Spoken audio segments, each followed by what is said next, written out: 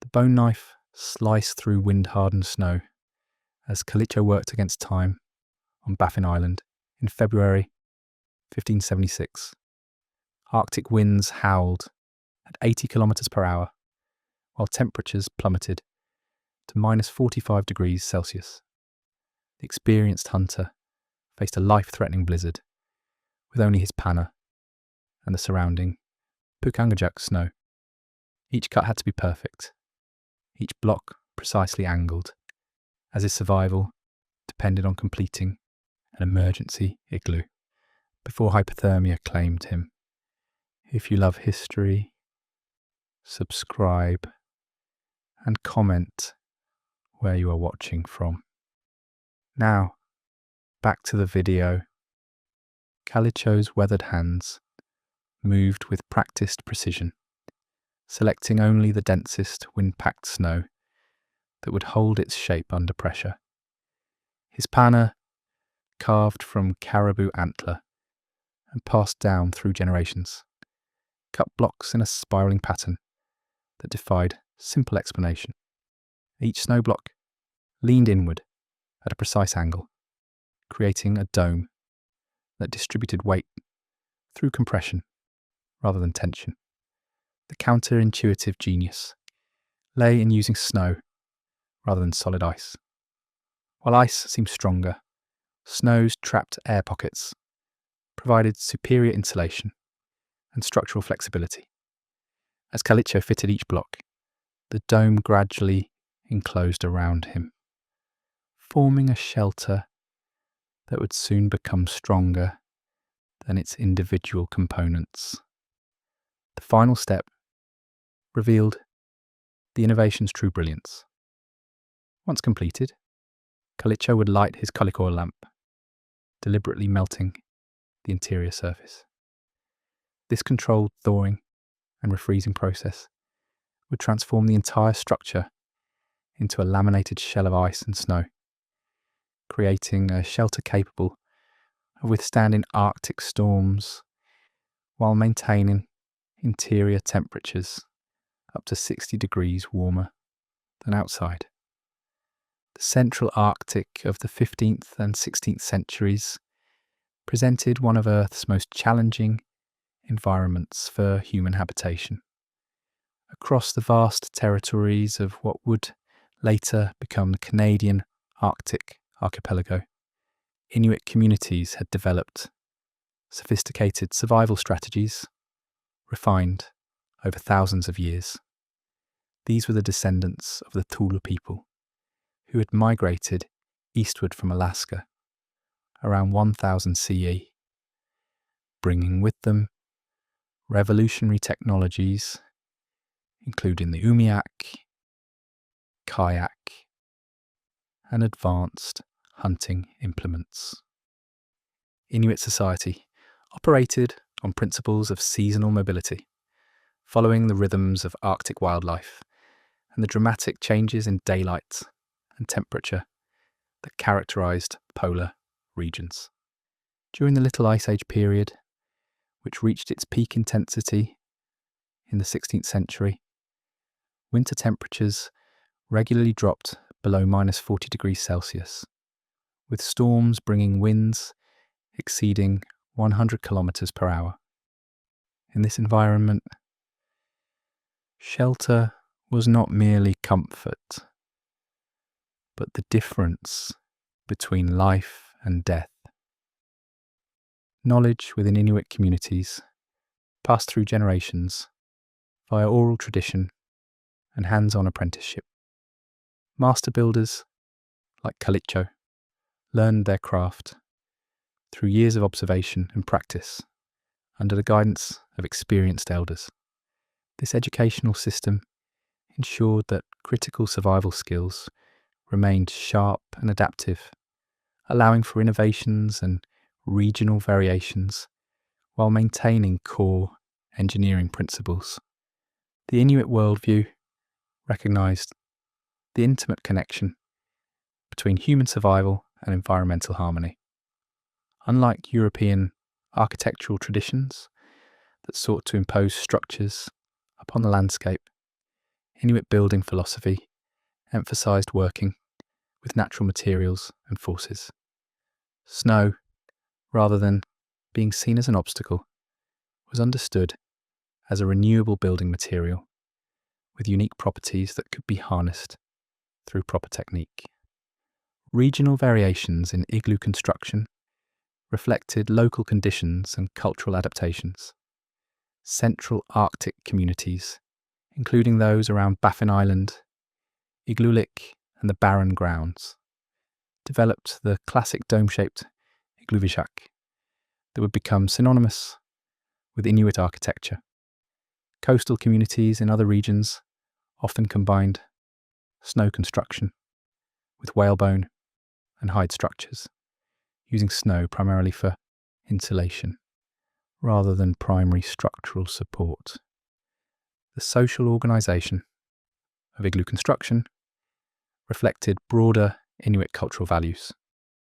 While individual hunters, like Kalicho, possessed the skills to build emergency shelters alone, larger permanent structures required community cooperation.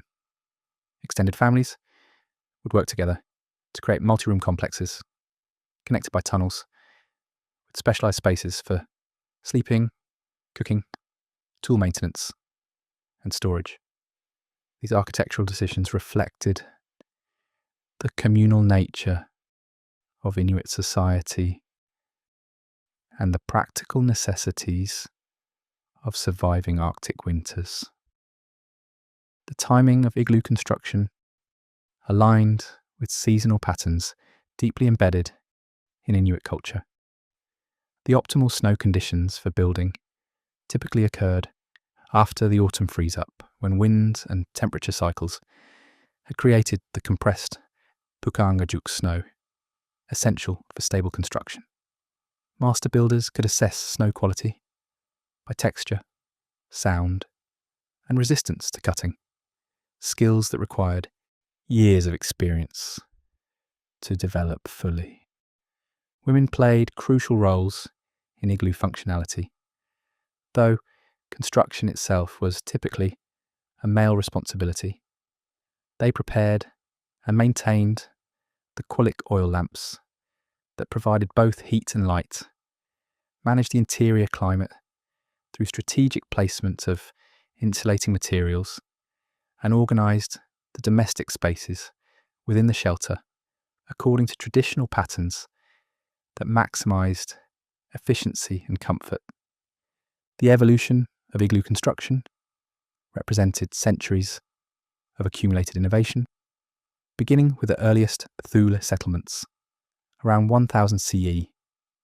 Archaeological evidence from sites across the Central Arctic reveals a gradual progression from simple snow windbreaks to the sophisticated dome structures that would define Inuit architecture. The earliest shelters were crude affairs, essentially enlarged versions of the snow caves that provided emergency protection for travellers caught in storms. The breakthrough innovation emerged from observing the natural properties of wind-compressed snow. Thule builders discovered that certain types of snow, formed under specific atmospheric conditions, possessed structural qualities that could support substantial weight when properly arranged. This Pukaangajuk snow, created by repeated freeze-thaw cycles and wind compression, became the foundation material for all subsequent igloo development. Tool evolution paralleled architectural advancement. The earliest cutting implements were fashioned from stone, requiring tremendous effort to shape blocks with sufficient precision. The development of bone and antler tools, particularly the curved panna knife, revolutionized construction techniques. These organic materials could be shaped to optimal cutting angles and maintained sharp edges longer than stone alternatives. The panna's distinctive curve allowed builders to cut blocks with the precise bevel necessary for the spiral construction method that became the hallmark of advanced igloo design. Regional innovations spread through the extensive trade networks that connected Arctic communities across thousands of kilometres. Master builders travelling between settlements shared techniques and observed local adaptations, creating a continuous exchange of architectural knowledge. The spiral construction method, which allowed blocks to be self-supporting during assembly, represented perhaps the most significant technological leap in igloo evolution. The integration of the Qualic lamp system transformed igloos from mere shelters into sophisticated, climate-controlled environments. This innovation addressed the fundamental challenge of Arctic architecture, maintaining warmth without compromising structural integrity. The controlled melting and refreezing process strengthened the structure while creating an interior microclimate that could sustain human life through the harshest conditions. Astronomical observations influence construction timing and orientation. Experienced builders understood the relationship between celestial cycles, weather patterns, and optimal snow conditions. They developed sophisticated methods for predicting when Pukangajuk formation would occur, allowing communities to plan construction activities with remarkable precision. The positioning of igloos relative to prevailing winds and solar angles reflected deep understanding of environmental forces. Knowledge transmission occurred through formal apprenticeship systems that ensured technical expertise passed accurately between generations.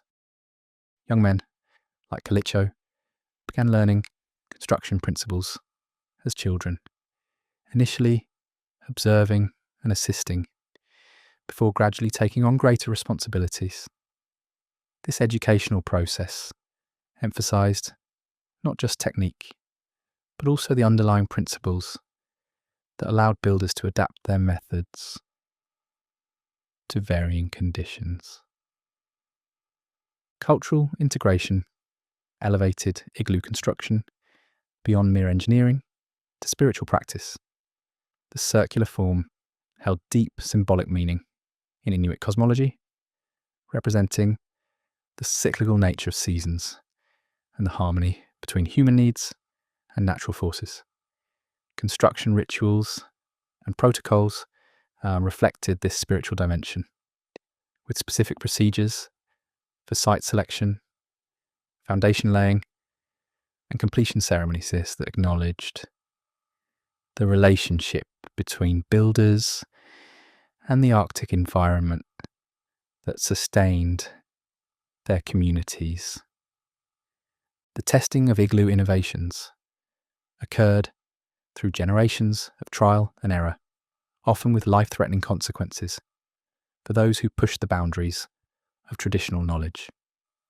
Master builders like Kalicho's grandfather, Alanik, had witnessed numerous failures during the experimental phases of construction refinement.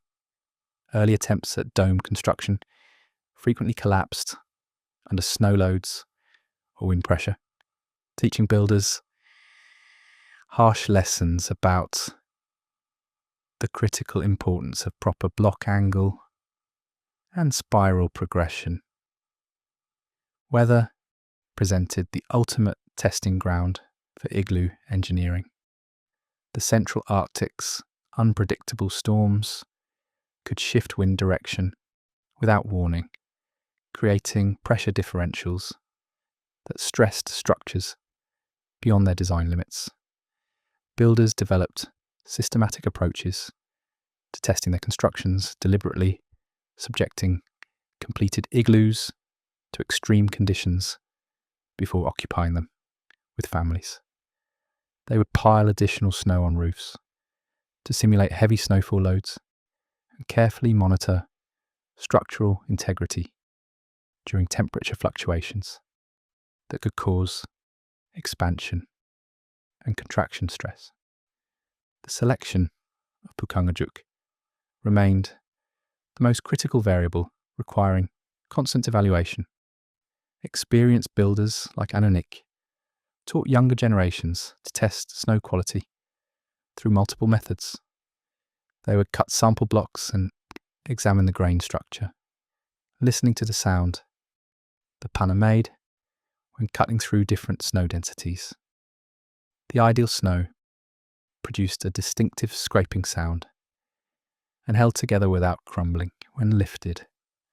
Snow that was too soft would compress under load, while overly hard snow would crack and split along natural stress lines.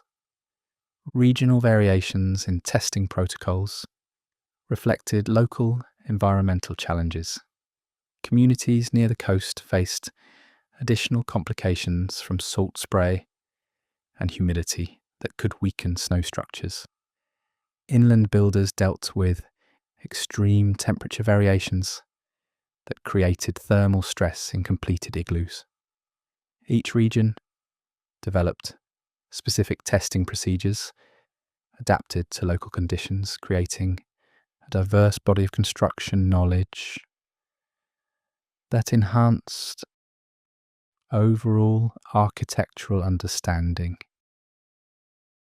The integration of the colic heating system required particularly careful testing, as the controlled melting process could easily damage structures if improperly managed.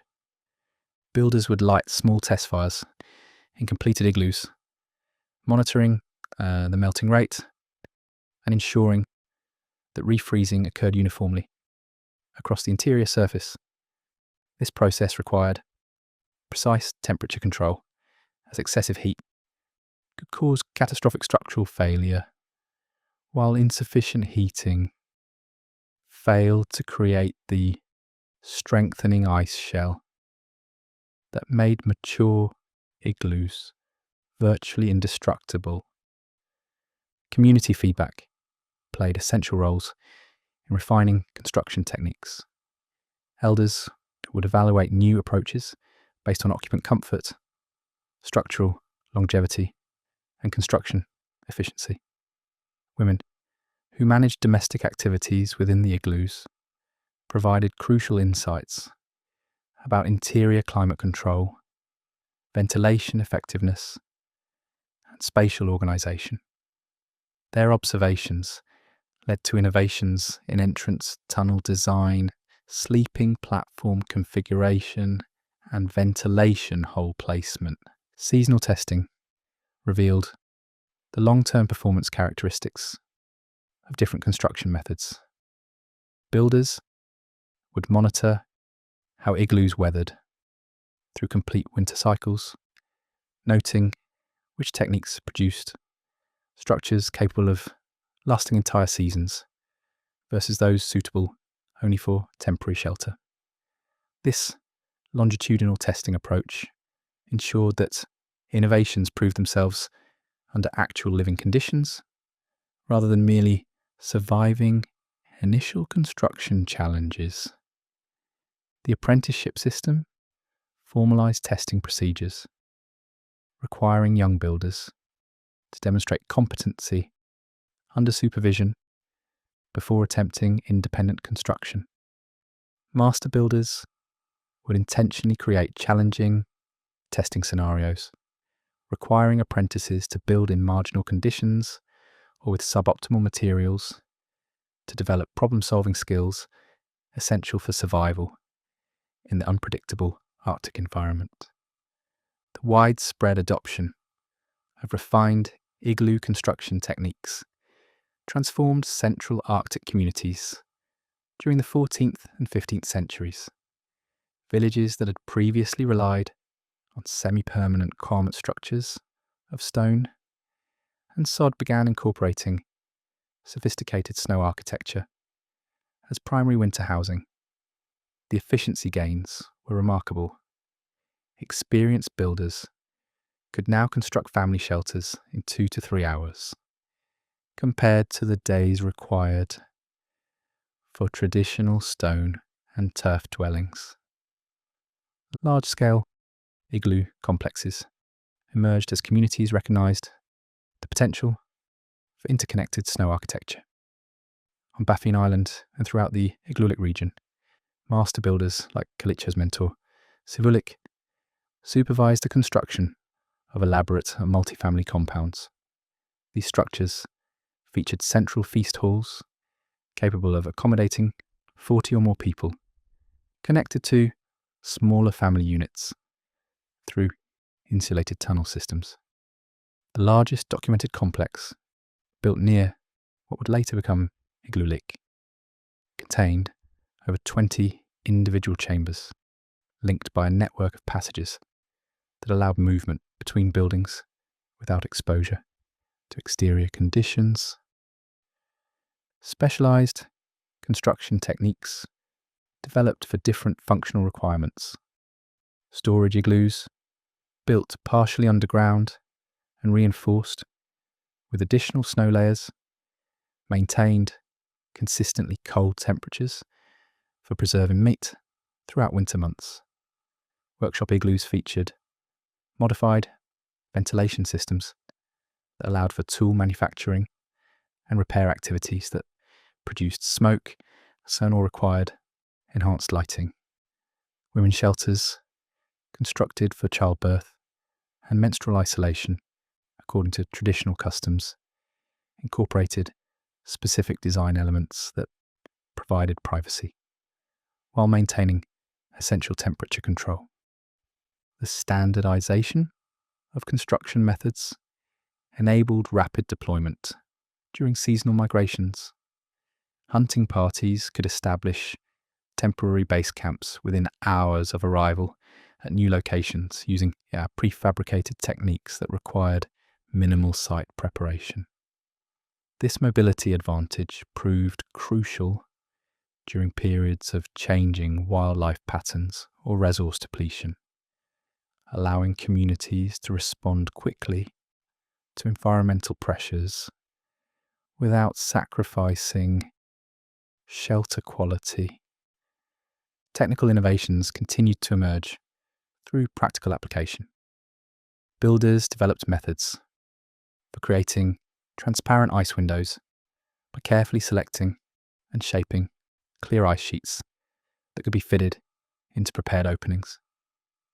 Advanced ventilation systems incorporated multiple air passages that created circulation patterns, preventing carbon dioxide buildup while maintaining heat retention. Some communities experimented with double wall construction, creating insulating air spaces that further enhanced thermal performance. The integration of igloo architecture with other Inuit technologies created synergistic improvements in overall living conditions. Elevated sleeping platforms, originally developed for temperature control, proved ideal for storing equipment and supplies above potential flooding from interior melting. The circular interior layout optimized the placement of Qualic lamps for even heat distribution, while maximizing usable floor space for family activities.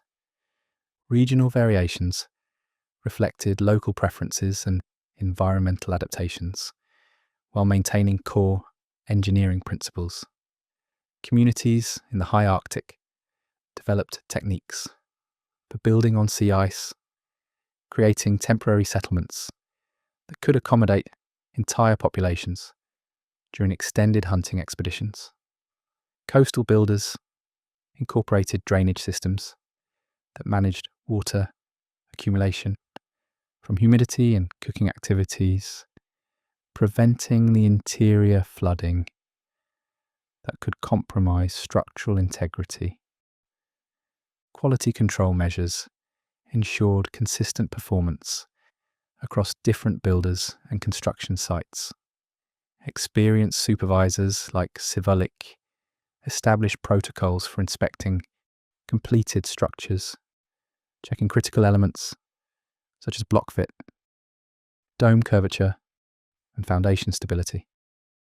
These standards prevented the construction failures that could prove fatal in extreme weather conditions, while maintaining the rapid construction speeds essential for nomadic lifestyles.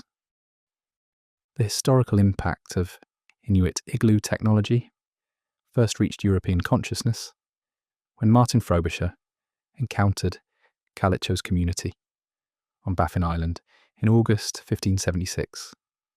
Frobisher's chronicler, George Best, documented his amazement at structures that seemed to defy engineering logic, writing that the English explorers found houses made of snow and ice, built in form round like to a dove house, being raised up like a dome or cupola. This initial contact marked the beginning of European recognition that Arctic peoples possessed sophisticated architectural knowledge that rivaled contemporary European building techniques. The forced removal of 3 Inuit individuals, including Kalicho himself, to England in 1577 provided Europeans with direct demonstration of igloo construction principles.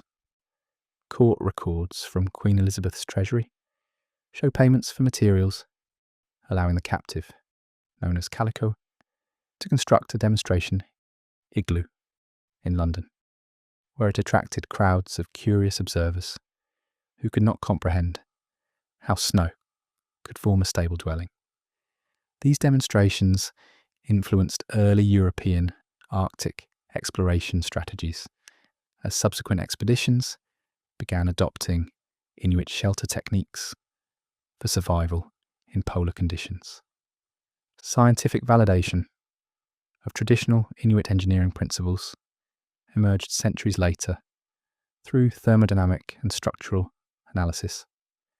Researchers in the 20th century confirmed that the catenary dome shaped optimally distributed loads through compression forces, while the spiral construction method created interlocking joints that prevented catastrophic failure under extreme conditions.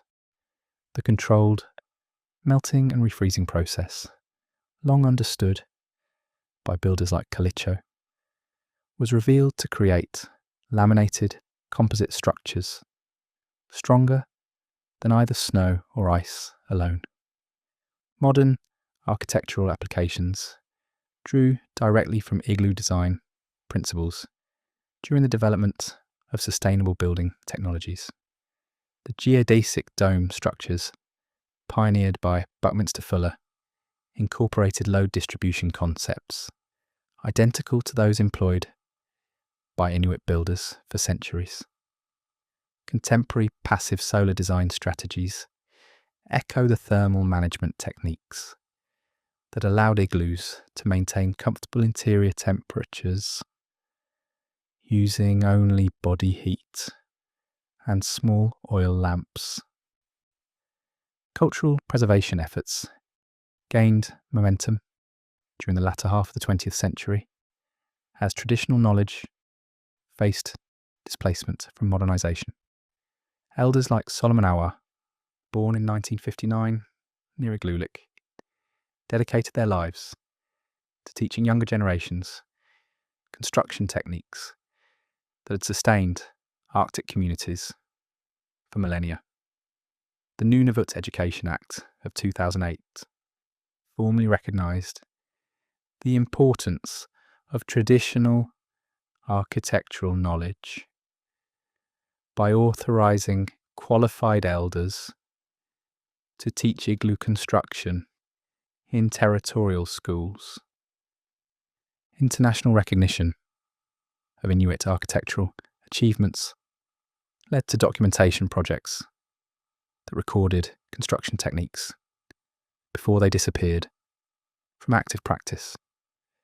The Canadian Museum of Civilization and various Arctic research institutions collaborated with elders to create detailed technical drawings and instructional materials, preserving the accumulated knowledge of generations. These efforts ensured that the engineering principles developed by builders like Kalicho would survive even as modern housing replaced traditional shelters in most Arctic communities. Contemporary climate change discussions increasingly reference traditional Inuit building techniques as models for sustainable architecture adapted to extreme environments. The zero-energy heating systems and locally sourced materials that characterized igloo construction offer valuable insights for developing environmentally responsible building practices. Research stations in Antarctica and the Arctic now incorporate design elements derived from traditional Inuit architecture, demonstrating the enduring relevance of innovations developed centuries ago by master builders, working with nothing more than snow, bone tools, and accumulated wisdom, passed through generations of survival in Earth's most challenging environment.